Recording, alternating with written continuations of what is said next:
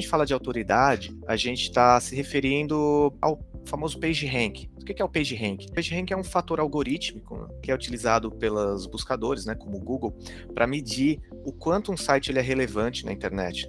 E com isso, o algoritmo consegue ordenar os resultados das buscas por qualidade e relevância. Então, é isso que garante que, quando você procurar algo no Google, as respostas sejam cada vez mais relacionadas ao que você de fato está procurando, com qualidade, com relevância. E a autoridade, ela é dividida entre as camadas do site. Então, a gente pode, de forma resumida, distribuir a autoridade com os seguintes itens: autoridade de domínio, autoridade de página e autoridade de link.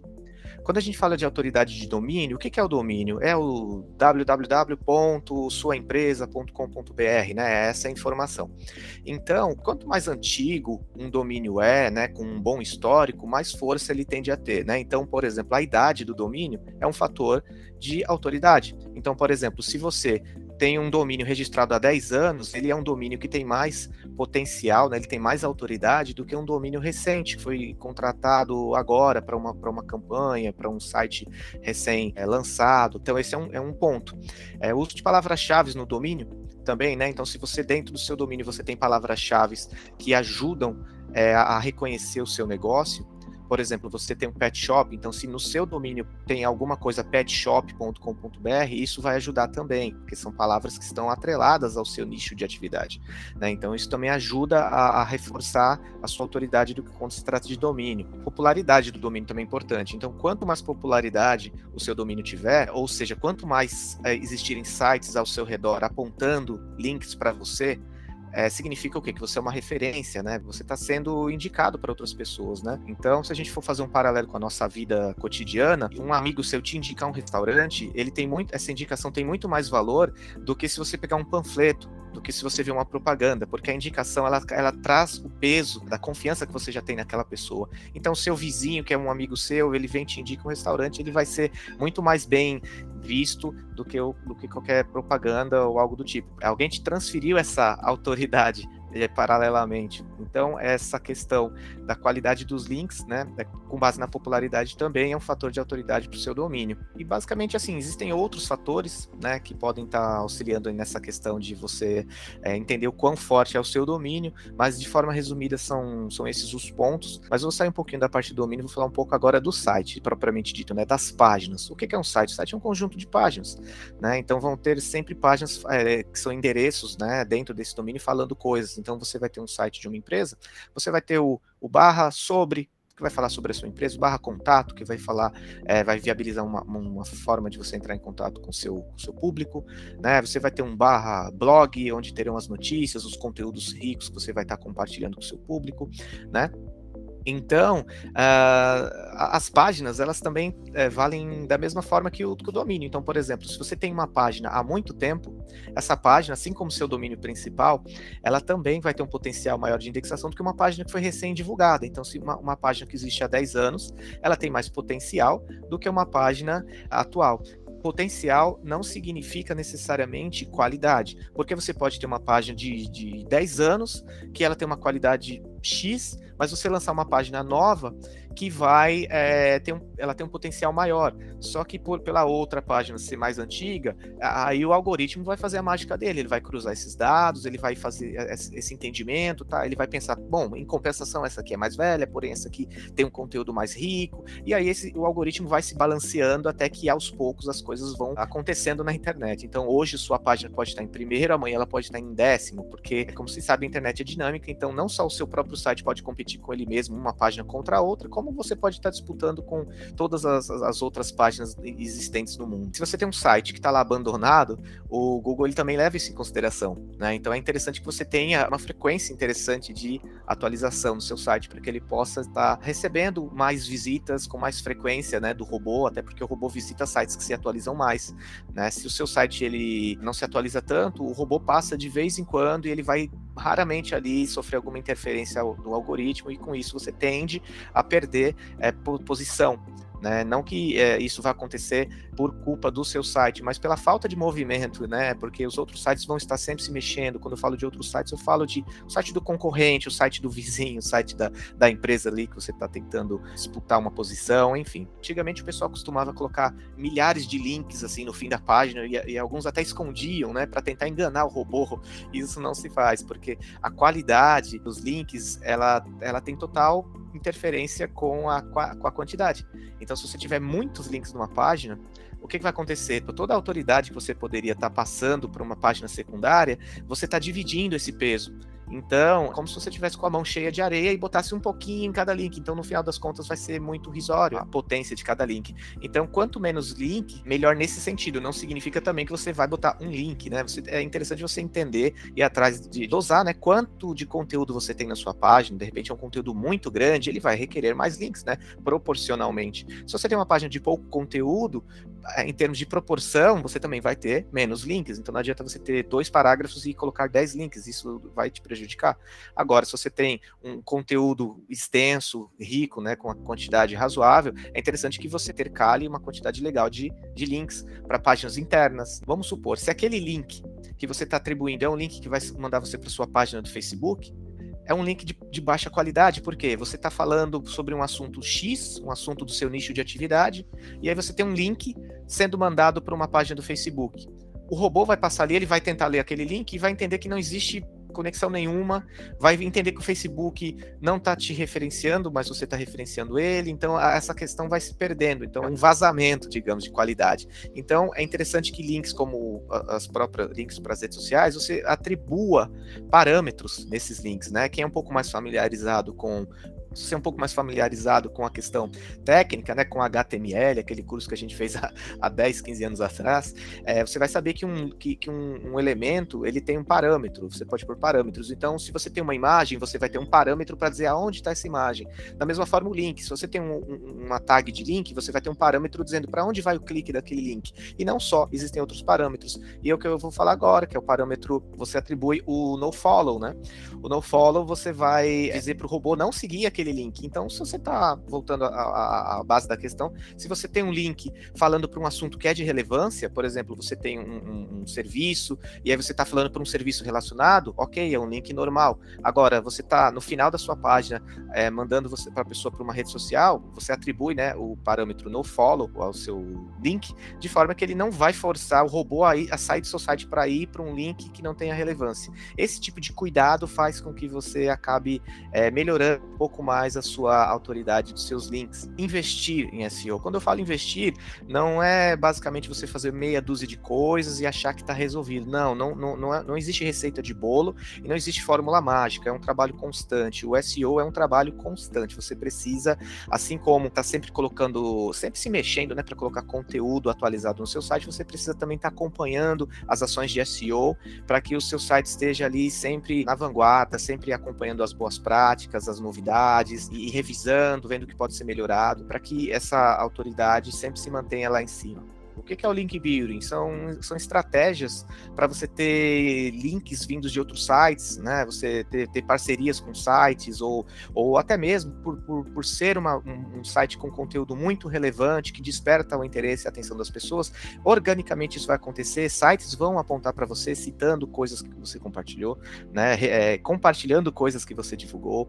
Então, o link building, de forma ativa, você ir atrás de forma estratégica para montar essa rede de links, e de forma passiva isso vai acontecer organicamente, como eu já falei. Então, uma vez que você tenha isso, você também está aí potencializando a estrutura do seu site para que você tenha uma boa autoridade. Quando a gente fala também de links fortes, eu me refiro também a você ter um site que, entre as páginas, você tenha links se apontando. Então, a página A, ela pode falar da página B e vocês podem ter apontamentos. Se você tem um serviço relacionado com outro, por exemplo, você vende sabão, então essa página que fala de sabão, ela pode ter um trecho do seu site, dessa página, onde você vai falar, veja também, você pode relacionar o detergente. Então, são coisas correlacionadas. Então, essas páginas, elas podem estar entrelaçadas entre elas, ter cruzamentos de links. Os próprios posts no blog, sempre que você está falando sobre um assunto no seu blog, é interessante que em algum momento ali você cite algo que já foi citado em outro post, por exemplo, olha, como já falamos nesse outro post, né, e você vai linkar com aquilo lá. Então esses links cruzados entre páginas também são bons aí para você ter um bom desempenho, né? E não tem como não falar de conteúdo, né? De relevância de conteúdo, conteúdo de qualidade, né? Conteúdo que não seja Ctrl+C, Ctrl+V de outros sites, seja conteúdos originais, né? Feitos por profissionais, também atualizados com uma certa frequência, né? Como, por exemplo, você vai ter o blog da sua empresa, provavelmente vai ser uma área ali mais atualizada, mais do que uma página institucional, um Quem Somos, um Fale Conosco, são páginas mais congeladinhas ali, que não tem tanta alteração no decorrer do tempo, mas o blog tá sempre entrando notícias, né? Sempre entrando postagens, conteúdo, e tem aquela dinâmica que acompanha aí todo o movimento das redes sociais, toda essa coisa frenética, né? Então a frequência de atualização também é importante. E toda essa dinâmica, né, que a internet tem, dessa coisa de ser rápido e tudo mais, isso também faz diferença para o site.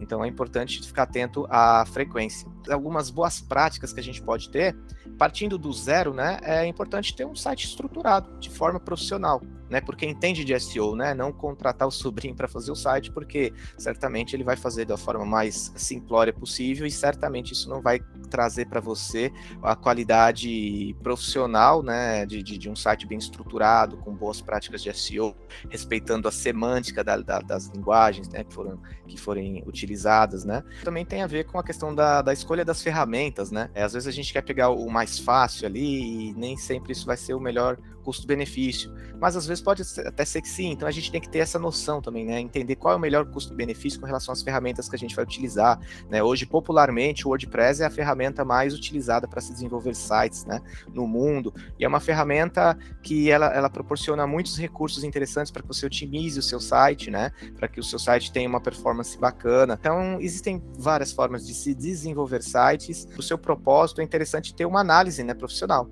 Então, se de repente o seu site é algo que seja muito simples, que não requeira uma ferramenta, um CMS por trás, para você poder gerenciar, administrar conteúdo e tudo mais, compensa mais você investir em uma estrutura mais simples, um site estático, que ele vai ter uma resposta mais rápida, né, um tempo de resposta do servidor vai ser mais rápido e o carregamento vai ser mais rápido. Então, você acaba ganhando de um lado, né? E se você já é uma empresa que precisa de um site que precisa ter um gerenciamento, uma coisa mais intensiva na parte de trás, na administração, então convém você investir em um site gerenciável, né, com CMS, no caso um WordPress, por exemplo, né, para que você possa fazer um trabalho mais ostensivo. Naturalmente, por ser um sistema que está rodando por trás, você vai ter um site um pouco mais pesadinho, mas em compensação você entra no segundo ponto que eu vou falar agora, né? Investir em infra. Não adianta você ter um site maravilhosamente rápido, um site bem desenvolvido, bem estruturado, porém a sua hospedagem pecar, né? Ser uma hospedagem fraca, ser uma hospedagem que não oferece aí uma performance legal, né? Hospedagem compartilhada, infelizmente é a realidade da maioria de pequenas empresas, né? Pequenas até médias empresas acabam investindo em hospedagens compartilhadas, né? Não vou citar nomes, mas essas hospedagens compartilhadas, na verdade, são formas de baixo custo de você ter um site hospedado na internet, porém o seu site está sendo dividido com centenas de outros sites e aquilo ali acaba tendo muita queda, tendo muito problema de performance, você não atinge a performance potencial máximo do seu site, então é como se você tivesse uma Ferrari, mas só pudesse andar ali numa rua esburacada, né? Então a gente também precisa estar atento aí à nossa infraestrutura. Então a gente tem hoje aí tecnologias com custos até mais acessíveis atualmente, né, de cloud, VPS, que são servidores aí dedicados que oferecem um pouco mais de performance para que você atinja um potencial melhor aí de desempenho do seu site. E aí, entrando um pouco mais no núcleo do site, a gente sabe que o site ele é composto por textos, por imagens, por códigos, então a gente precisa tomar cuidado com as imagens que a gente coloca no site, né? Imagens muito pesadas, sem tratamento, do jeito que você comprou no seu Shutterstock ou em algum outro banco de imagem, você já colocar essa imagem no seu site, ela vai vir num tamanho de 300 dpi, com gigantesca, né, maior do que a tela do seu computador. Isso é desnecessário, então é interessante que a gente tenha um cuidado para fazer o tratamento, né? Existem ferramentas online que comprimem tamanho, como a qualidade, para deixar ela com um peso menor, mas com uma qualidade aceitável, onde você não vai perceber a perda da qualidade, né? E o seu site vai carregar mais rápido. E também existem outras tecnologias, não vou entrar no detalhe, mas existe, por exemplo, a WebP, né, que é uma tecnologia, um formato de última geração de imagens, então ele consegue trazer uma imagem com altíssima qualidade, com peso assim bem levinho. Os atributos das imagens também são importantes. Então, se você vai ter uma imagem fazendo parte de um artigo, então essa imagem ela também pode ter atributos, né, como o parâmetro alt, onde você vai informar de forma escrita do que se trata aquela imagem. Então, o seu texto está falando sobre astronautas. Então, olha só que legal, você vai ter uma imagem de um astronauta, então é interessante de que no parâmetro desse atributo, o atributo alt que eu estou me referindo, você fale de que aquela imagem se trata de um astronauta. Dessa forma, você vai estar ajudando o seu conteúdo a estar mais rico também. Então, ele estaria também melhor estruturado. Outro ponto importante também é o respeito à semântica, né?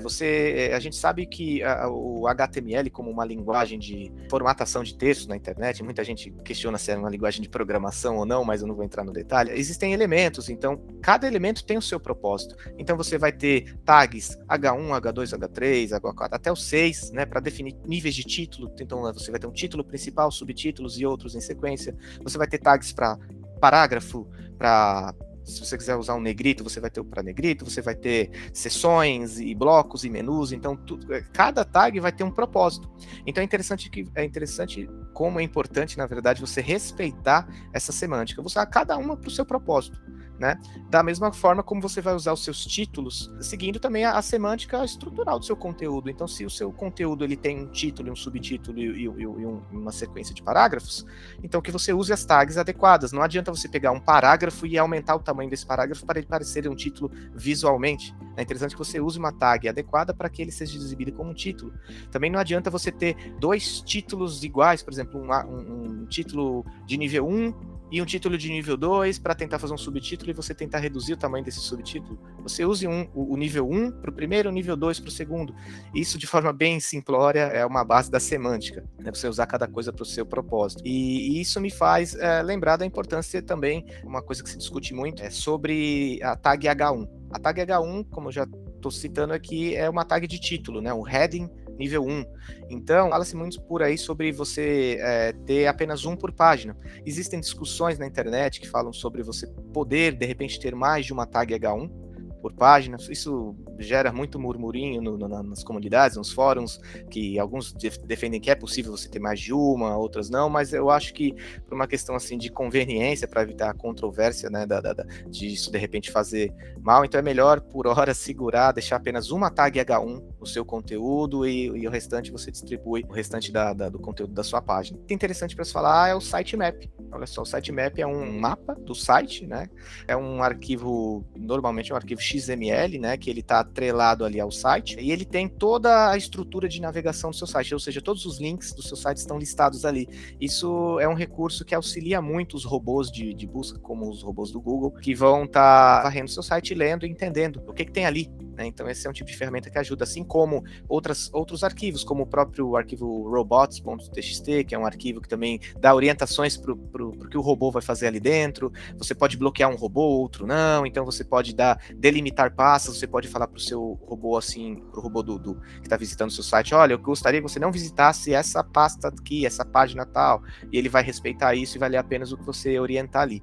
E para finalizar, ficar atento, né, com todo esse conjunto de coisas a se fazer, né, com tudo que a gente vê na internet, a gente tomar cuidado para não ficar dando muito jeitinho, né, porque más práticas, que é o que a gente chama de black hat, são passíveis de punição pelo Google, pelos buscadores, né. Então, se você achar que você está conseguindo dar um jeitinho ali para tentar se sair bem, eu vou dar um exemplo aqui que eu acho que eu até já citei, que é de você esconder um menu com um monte de links para tentar ter muitos links na sua página, e você esconder isso para as pessoas não verem, mas para que o robô tente ler aquilo ali. Isso é uma má prática, um black hat. O Google certamente vai identificar esse tipo de prática, vai punir, né? E muitas vezes até coisas que não parecem ser uma má prática, com má intenção, acaba sendo punido também. Então é importante que a gente acompanhe quais são as recomendações do Google em termos de SEO para que o seu site seja bem otimizado. Por isso eu falo tanto da importância de investir em profissionais, né, empresas como a Amplifica Digital, que são especializadas em SEO, que sabem o que precisa ser feito, né, nesse quesito, para você não cair nessa cilada de acabar tentando fazer alguma mágica ali no seu site para que ele seja melhor indexado, para que ele seja melhor estruturado e acabar sendo punido aí. E como eu já havia dizendo, né, às vezes isso é de forma não intencional. Às vezes você fez alguma coisa ali que você achou que era necessário para o seu site, até sem pensar em questão de performance ou não, de SEO ou não, e porventura aquele elemento que você colocou, aquela forma que você utilizou para colocar aquilo dentro do seu site pode também gerar uma problematização, né, uma tecnologia que pode te prejudicar. Uns anos atrás, assim, a tendência do Ajax, né, se falava muito em Ajax, para quem é um pouco mais próximo aí da programação sabe que é páginas que carregam dinâmicas, coisas que são atualizadas imediatamente na página, e no final das contas entendeu-se que as páginas não estavam trazendo conteúdo nenhum do servidor, estavam apenas sendo alimentadas de forma dinâmica no navegador, e para o desenvolvedor isso era tudo muito empolgante, para o dono do site ali, para a empresa que não entendia nada de tecnologia, achava aquilo também muito bonito, muito mágico, as coisas se mexendo, e no final das contas aquilo tinha uma problemática muito grande do ponto de vista de SEO, e os sites começaram a perder ranqueamento. Ficar atento também que atualmente existem tecnologias de alto nível, né, como por exemplo linguagens, frameworks como React, né, linguagens de última geração que trazem aí tecnologia a nível de aplicações para dentro dos sites, mas que não estão atentas aí à questão de como as páginas estão sendo entregues para o usuário final, né? Então o conteúdo que precisa vir para a página não está sendo carregada direto do servidor, o robozinho que vai vir de lá do Google vai ler o site, vai ver que não tem conteúdo nenhum, por conta da linguagem que foi utilizada, da tecnologia utilizada, e o site vai acabar não tendo nenhum tipo de performance, vai acabar não tendo nenhum tipo de indexação. Então a gente precisa estar atento ao que a gente pode fazer de ruim intencionalmente e até mesmo não intencionalmente. Às vezes a tecnologia que você vai usar para o seu site pode acabar fazendo tudo isso, acabar te prejudicando. Então o segredo é confiar em quem entende, confiar em quem está por dentro de tudo isso, e essas são as minhas dicas, né, de forma para finalizar. Acho que todos esses pontos aí vão ajudar para que o seu site seja bem estruturado, para que ele consiga alcançar uma boa autoridade e ter um potencial de estar entre os resultados de busca mais relevantes aí do seu nicho de negócio.